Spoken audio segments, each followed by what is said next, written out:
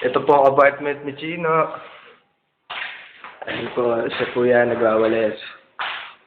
At ang rapist po dito sa apartment na to.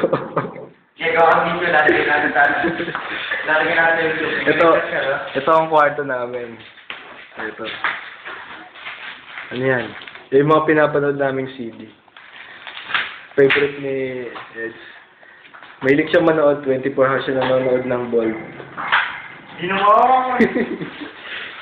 Ito mga cabinet, lalagyan ng mga damit. Yan. Electric pa namin, ang liit. Meron kami ditong barbell. Ay, lago. Ito ang aming banyo. Nice.